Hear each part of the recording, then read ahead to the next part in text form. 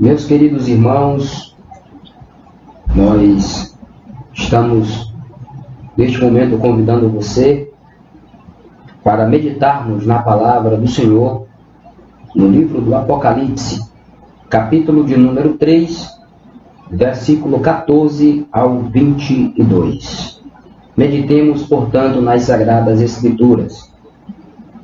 Ao anjo da igreja em Laodiceia escreve: Estas coisas diz o Amém, a testemunha fiel e verdadeira, o princípio da criação de Deus. Conheço as tuas obras, que nem és frio nem quente. Quem deras fosse frio ou quente. Assim, porque és morno e nem és quente nem frio, estou a ponto de vomitar-te da minha boca. Pois dizes: sou rico e abastado e não necessito de coisa alguma. E nem sabes que tu és um infeliz, sim, miserável, pobre, cego e nu. Aconselho-te que de mim compres ouro refinado pelo fogo, para te enriqueceres, vestiduras brancas para te vestires, a fim de que não sejas manifesta a vergonha da tua nudez, e colírio para ungires os olhos, a fim de que vejas. Eu repreendo e disciplino a quanto amo. Sê, pois, zeloso e arrepende-te. Eis que estou à porta e bato. Se alguém ouvir a minha voz e abrir a porta, cearei com ele e ele comigo. Ao vencedor dar-lhe-ei sentar-se comigo no meu trono, assim como também eu venci e me sentei com meu Pai no seu trono. Quem tem ouvidos para ouvir, que ouça o que o Espírito diz às igrejas. Meus queridos irmãos, estamos diante de um texto sagrado, aonde exorta o Senhor Jesus, faz uma exortação à igreja de Laodiceia. A carta, o capítulo 3, na verdade o capítulo 2 e o capítulo 3 de Apocalipse, vai fazer menções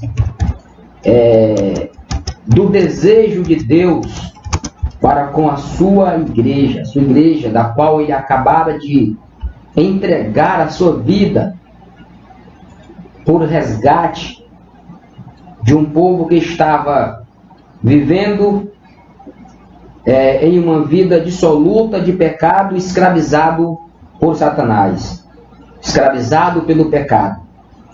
E Jesus Cristo entrega a sua vida para fazer das nações uma nação para ele, um povo para ele.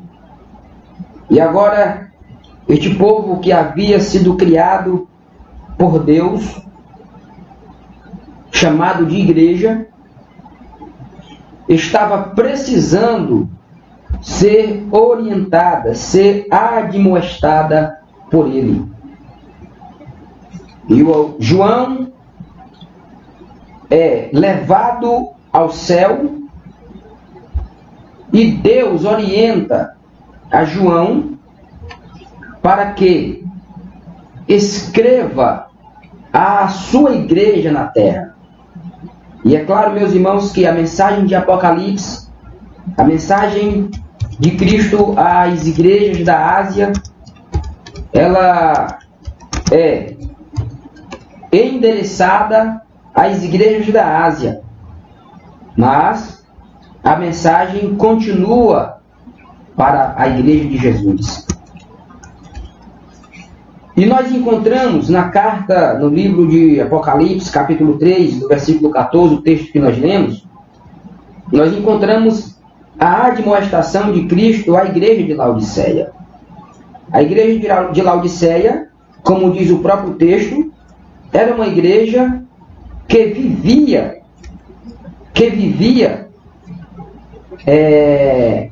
com uma vida aparentemente bem.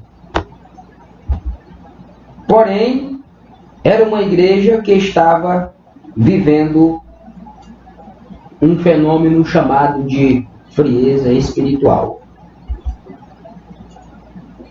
E dentro do texto que lemos, eu quero convidar você para nós meditarmos neste tema, frieza espiritual.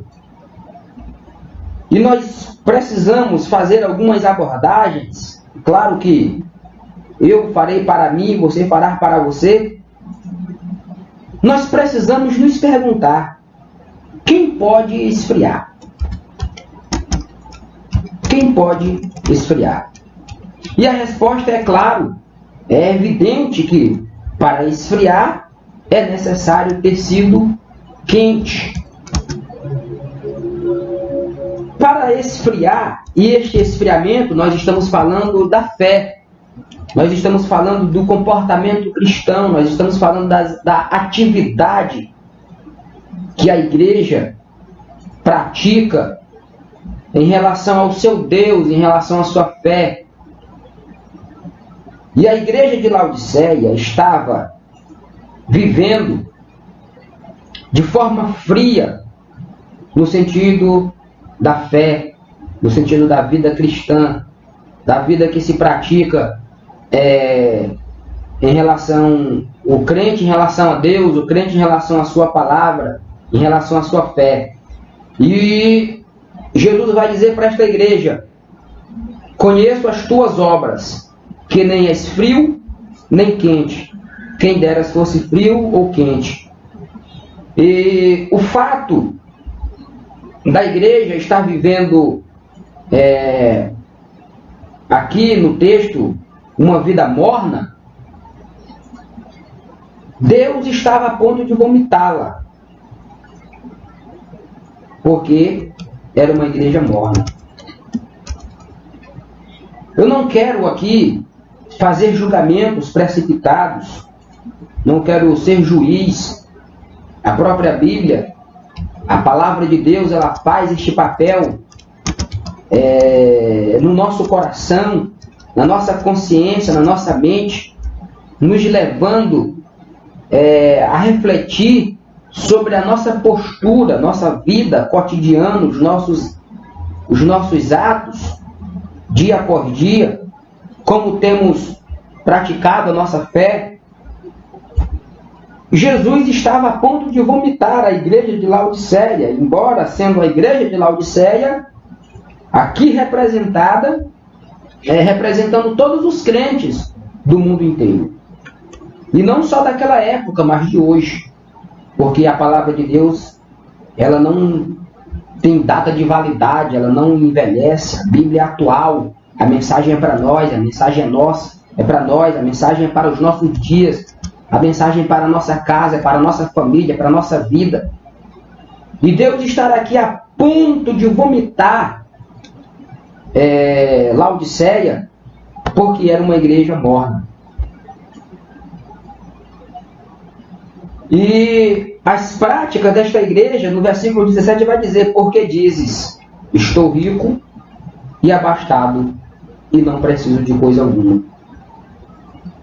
Este era o pensamento da igreja.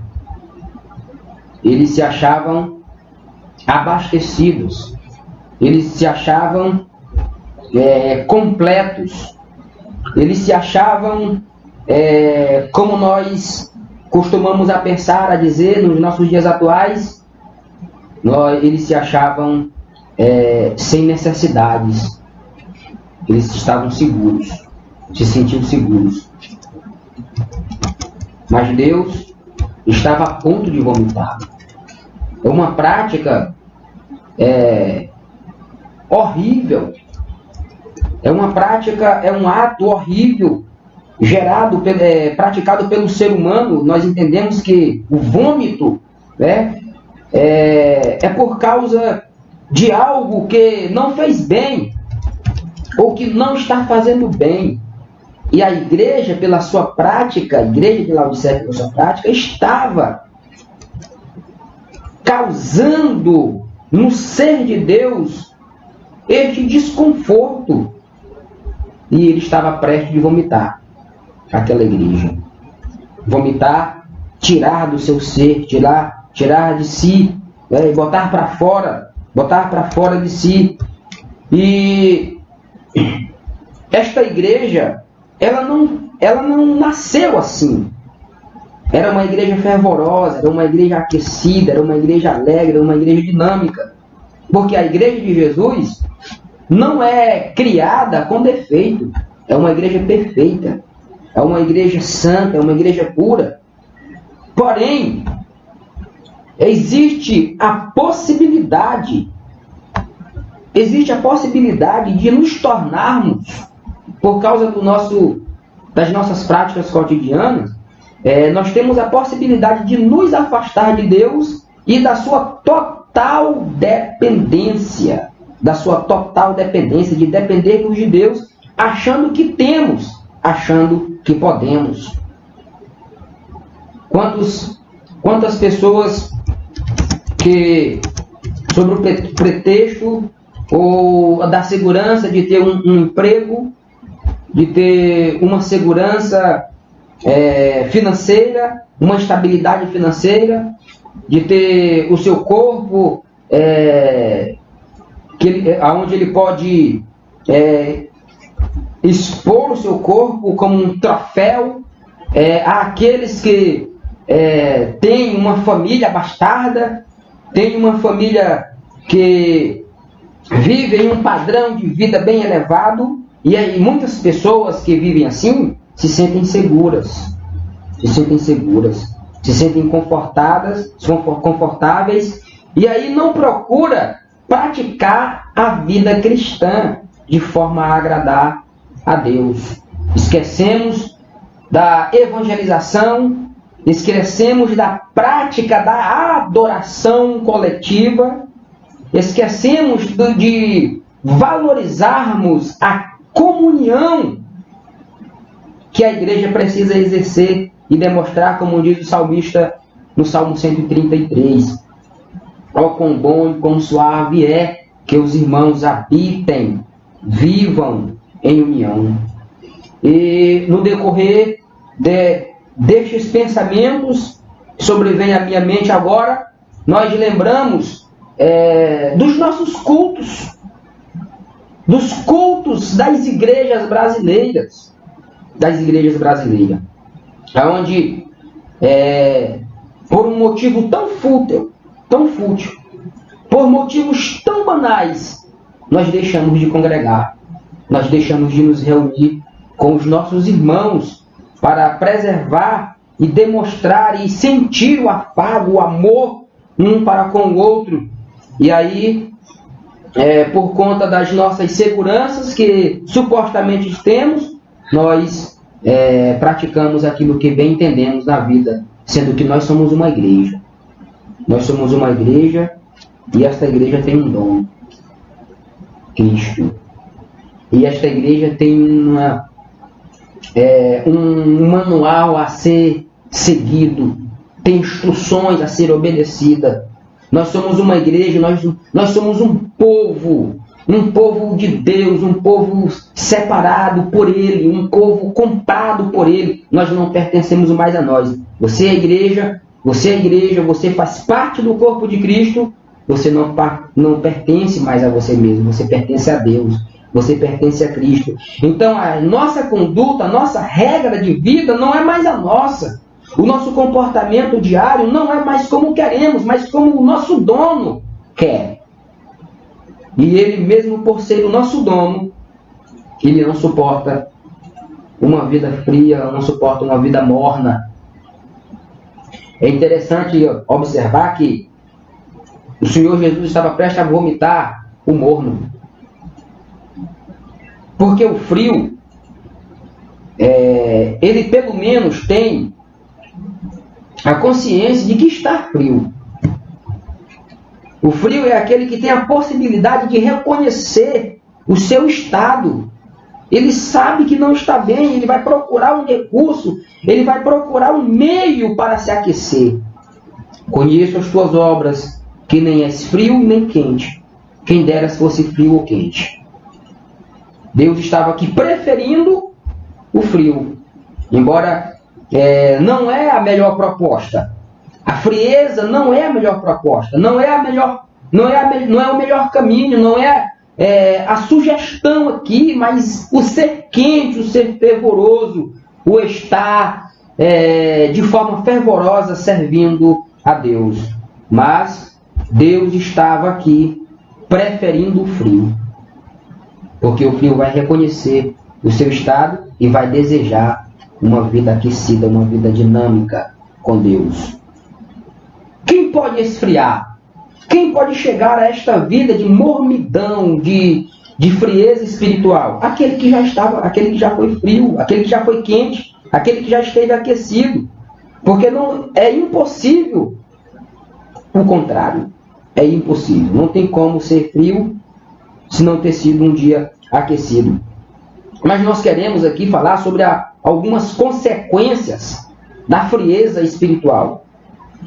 E eu quero falar somente duas consequências da frieza espiritual. A primeira é a perda do prazer em ser crente. Esta é uma consequência drástica. É algo terrível, esmagador para a vida de um cristão. Consequência do prazer, ser tirado dele o prazer de ser crente. O prazer de estar com Deus. O prazer de estar em Deus. O prazer de sentir Deus. O prazer de sentir o perdão dos seus pecados. Porque a vida cristã, a vida com Deus é exatamente isso. É você ter plena consciência, embora sendo pecador, pratica o pecado, mas tem a consciência, sabe, reconhece que Deus habita nele e que Deus é poderoso para perdoar os seus pecados e ele tem agora o prazer de servir a Deus. O prazer de servir a Deus é uma consequência terrível. Perder a alegria de ser crente, perder o prazer de ser servo de Deus. E quando nós perdemos o prazer de ser servo de Deus, automaticamente nós nos endereçamos ao mundo. Nós nos entregamos, as nossas vidas, as nossas práticas ao pecado, nós mergulhamos no pecado. E aí nós começamos agora a viver sem sentir Deus e muito menos sem sentir a consequência do pecado. Porque o pecado, ele tem um fardo, ele é um peso. O pecado é um peso. Imagine você mergulhado em um rio. Você mergulha aproximadamente 30 centímetros da flor da água ali, e mergulha de água dentro, você vai ver ali uma quantidade enorme de água que vai passar sobre a sua cabeça. Você não vai sentir o peso daquela água, porque você está mergulhado nela. Agora, se você sair da água e colocar uma lata de água, uma lata de 18 litros, cheia de água na sua cabeça, você vai sentir o peso desta água sobre a sua cabeça.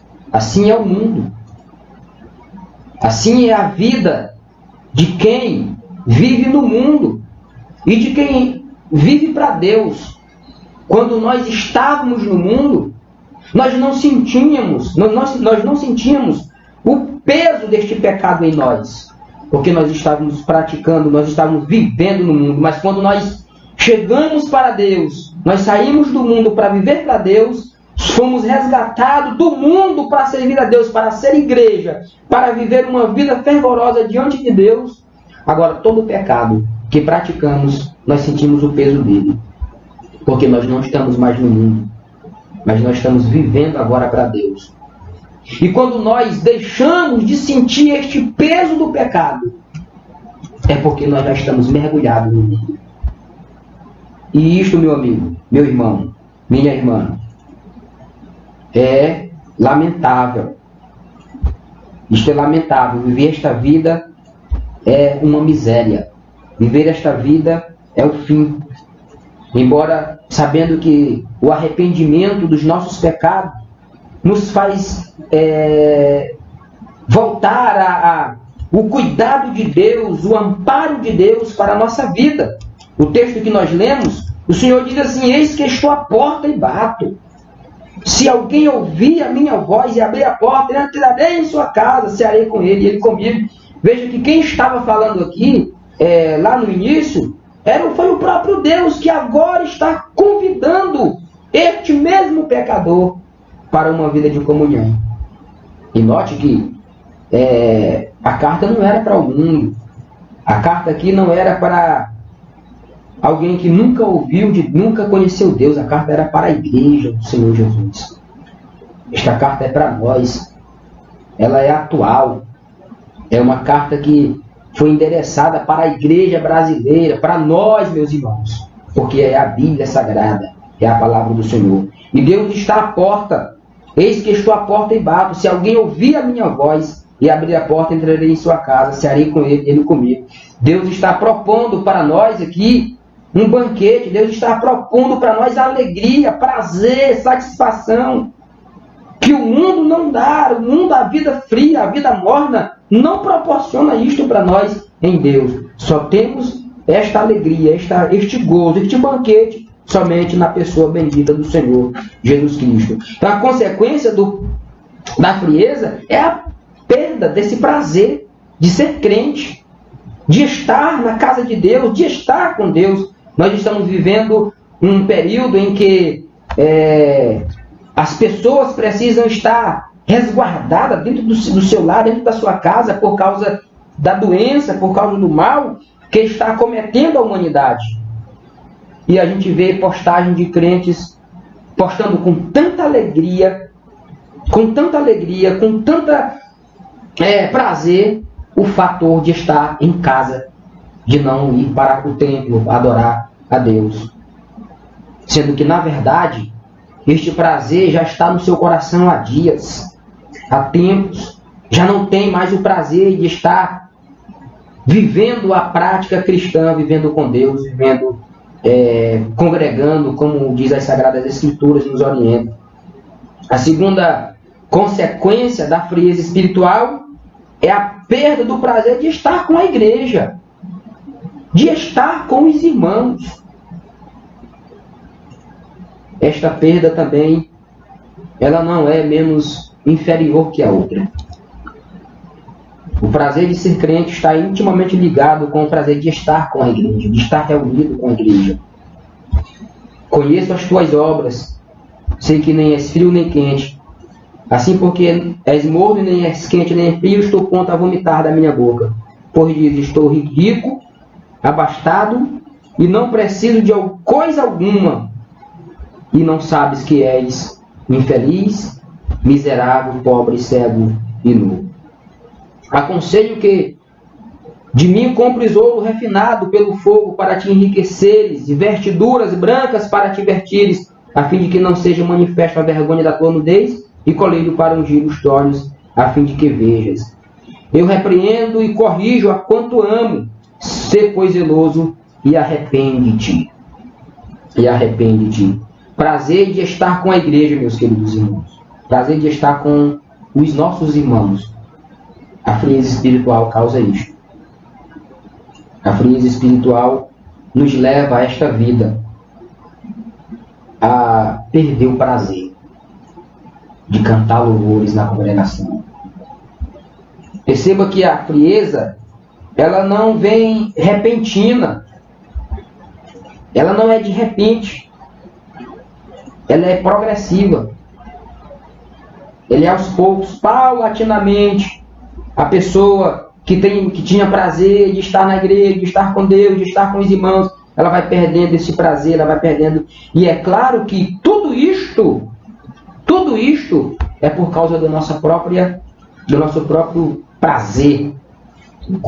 Querer estar compartilhando, vivendo as práticas mundanas, as coisas do mundo. Nós somos salvos, nós somos lavados pelo sangue de Jesus.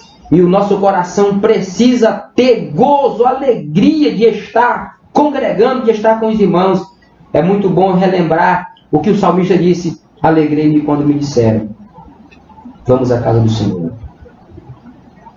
O salmista, eu fico aqui imaginando o salmista na porta do seu palácio e alguém de repente convida: vamos à igreja, vamos ao templo.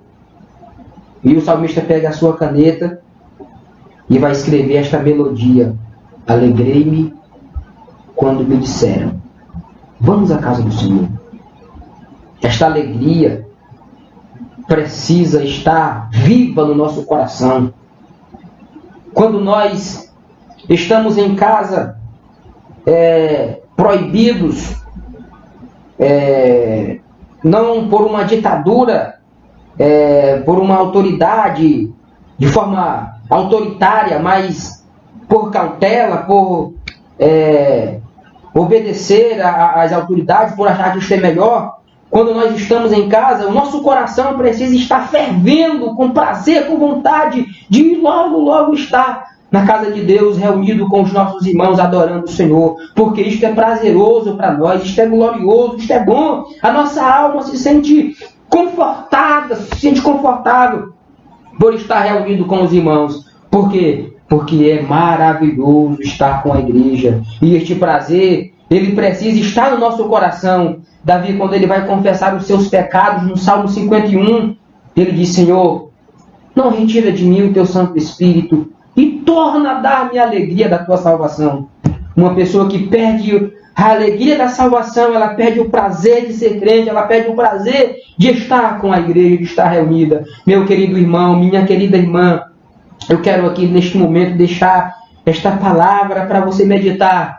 Peça para Deus, rogue a Deus, busque a face de Deus, mas não queira, perca tudo na sua vida, mas não queira perder o prazer de estar servindo a Deus, o prazer de estar com Deus, o prazer de estar com o povo de Deus, porque isto é maravilhoso. Já não faz parte de nós mais estar distante, estar longe, mas faz parte de nós estar juntos, ligados. E eu não vejo a hora de voltar a estar reunido com os meus irmãos, congregando, cantando louvores a Deus, e poder abraçar os meus irmãos, poder estar junto com os meus irmãos, porque a nossa alma está aquecida pelo amor de Deus, que Ele derramou no nosso coração, para servi-lo, para adorá-lo, para bendizer o seu nome, porque isto é maravilhoso, isto é glorioso. E a palavra de Deus, meus queridos irmãos, ela vai nos dizer algumas informações maravilhosas. Se é o seu caso, se você perdeu o prazer de ser crente, se você perdeu o prazer de estar na casa de Deus, como é lamentável muitos brasileiros, irmãos nossos, que já não tem mais esse prazer de estar na casa de Deus. A filosofia deles hoje é: eu posso congregar em casa, eu posso servir a Deus em casa. Não faça isto. Não deixe este mal da frieza espiritual chegar na tua casa. E se chegou, existe uma solução. O próprio texto que nós lemos vai dar a orientação. Peça para Deus vertes para aquecer o teu frio, colírios para você enxergar bem de forma espiritual.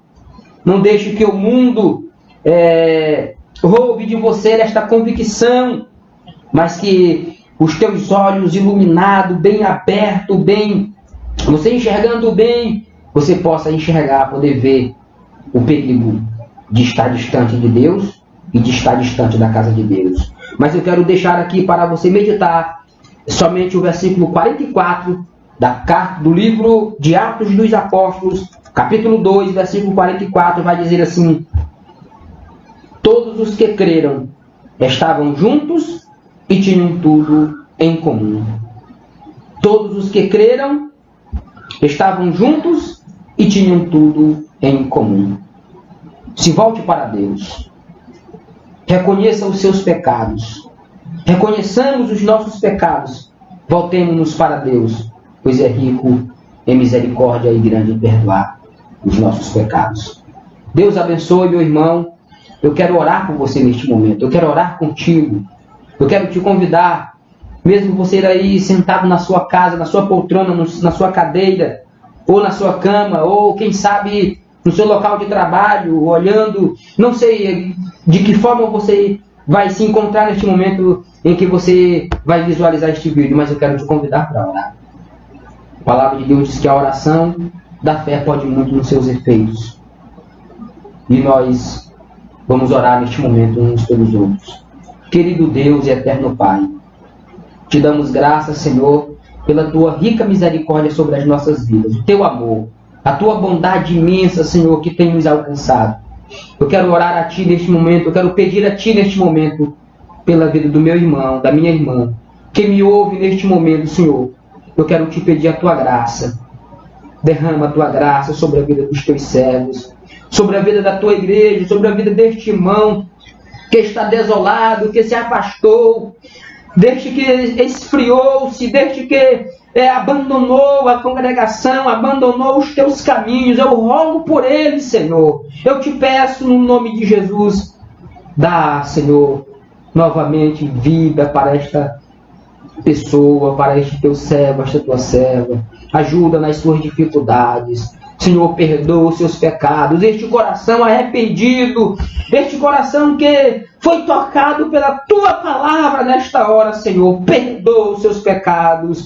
E que ele tenha força agora dada pelo Senhor para retornar ao abrigo, ao aprisco do Senhor, aos cuidados do Senhor neste momento. Cuida deles, Senhor. Ajuda o Teu povo e que o Teu Espírito Santo nos mantenha ligado, avivado, Senhor, pelo poder da Tua palavra e a Tua presença em nossa vida. Nós te pedimos, Pai, no santo nome de Jesus, o Teu Filho, abençoa-nos em nome de Jesus. Amém e amém. Deus abençoe a todos em nome de Jesus.